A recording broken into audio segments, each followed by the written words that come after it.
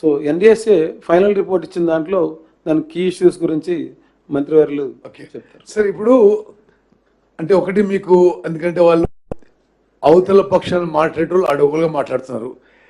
NDSA అంటే national dam safety authority.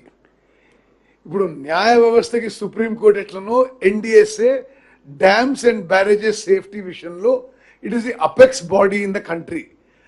Parliament తయారు చేసిన చట్ట ప్రకారం ఫామ్ అయింది ఎన్డిఎస్ఏ. టిఆర్ఎస్ పార్టీ కూడా ఈ నేషనల్ డ్యామ్ సేఫ్టీ యాక్ట్కి పార్లమెంట్లో మద్దతు పలికిండ్రు.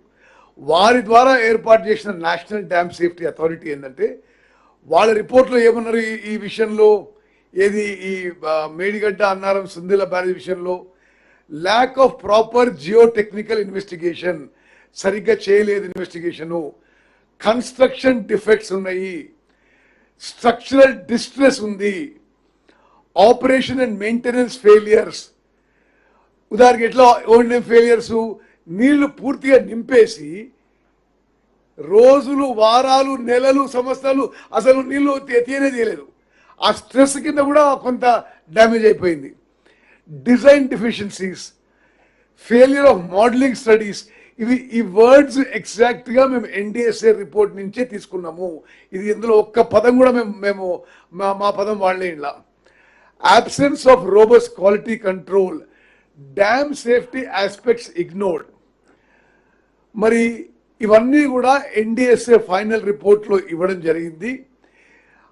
అదేవిధంగా వాళ్ళు ఏమన్నారంటే significant structural distress across all three barrages చెప్పడం జరిగింది.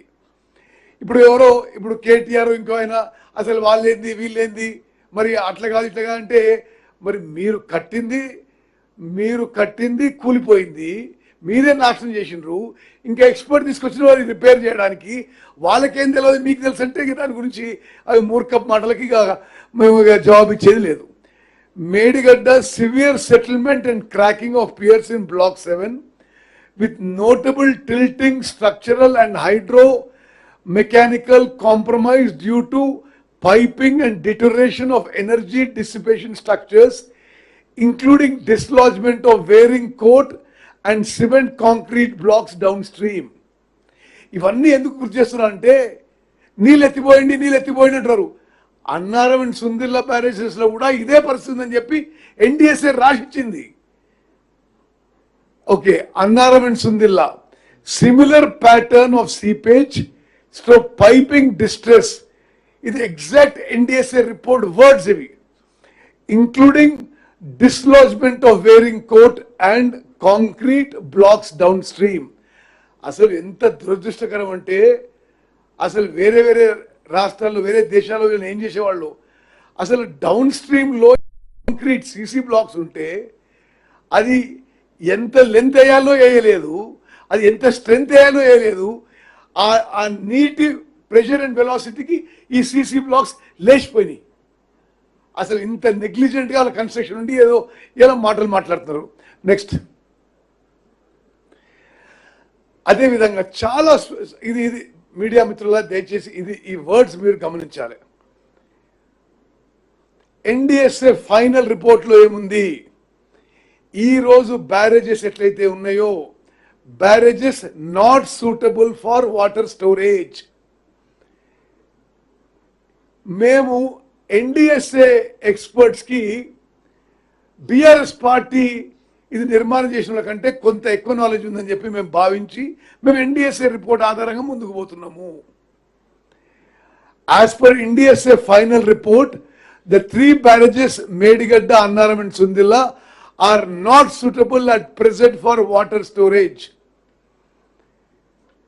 ఇక ఆ 3 బ్యారేజెస్ గురించి రాసిండ్రు. ఆ మూడిట్లో కూడా unsafe for water storage or diversion అని రాసిండ్రు. The executive summary point 13 exact words నేను చదువుతున్నా.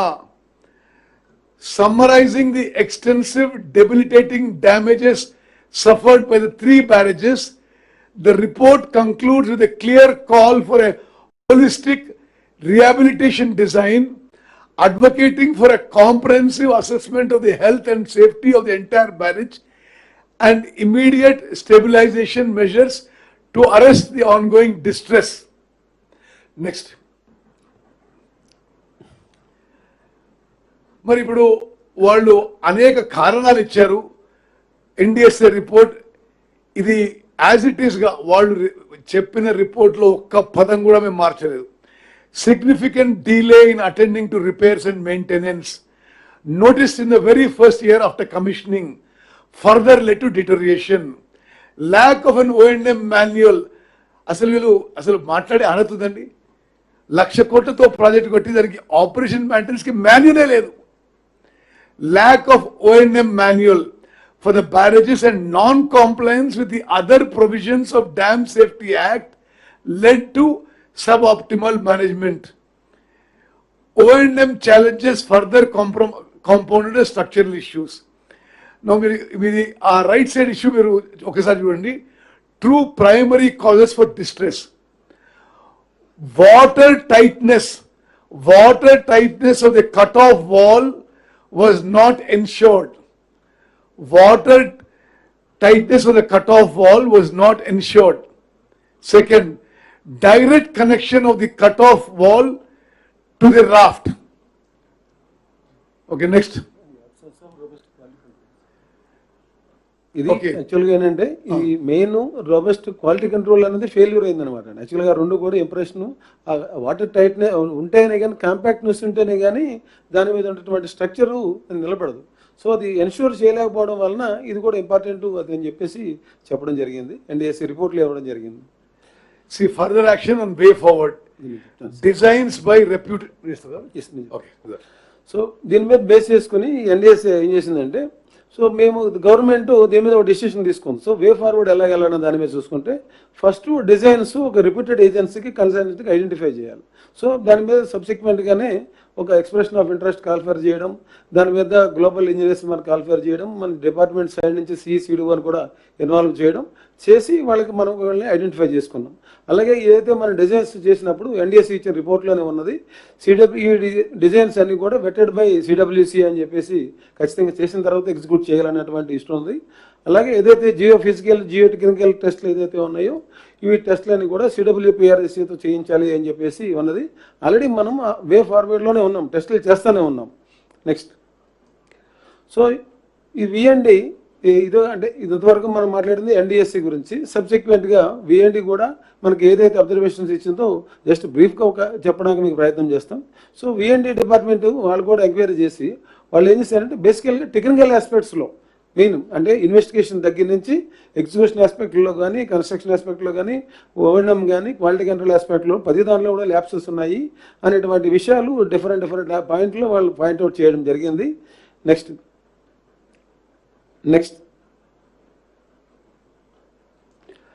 సో నెక్స్ట్ సబ్సిక్వెంట్గా జ్యుడిషియల్ కమిషన్ మన కమిషన్ ఆఫ్ ఎంక్వైరీ యాక్ట్ కింద ఈ జ్యుడిషియల్ కమిషన్ ఒకటి ఎంక్వైరీ అపాయింట్మెంట్ చేయడం జరిగింది. సో దానికి ఇచ్చినటువంటి కమిషన్కి ఇచ్చినటువంటి టర్మ్స్ ఆఫ్ రెఫరెన్స్ తీసుకుంటే ఇర్రెగ్యులారిటీస్ ఇన్ ద ఎగ్జిక్యూషన్ కానీ అన్ని ఆస్పెక్ట్లో కానీ ఎంబెజిల్మెంట్ ఆఫ్ పబ్లిక్ ఫండ్స్ కానీ కరప్ట్ ప్రాక్టీసెస్ కానీ నెక్స్ట్ సో నెగ్లిజెన్స్ కానీ ఇర్రెగ్యులారిటీస్ లేకున్నా ఈ అన్ని ఆస్పెక్ట్లో ఈ అన్నిటి మీద మనకి స్టడీ చేసి వాళ్ళకి ఒక రిపోర్ట్ ఇవ్వడం జరిగింది. సో దాని మీద మన మంత్రి గారు explain చేయమని.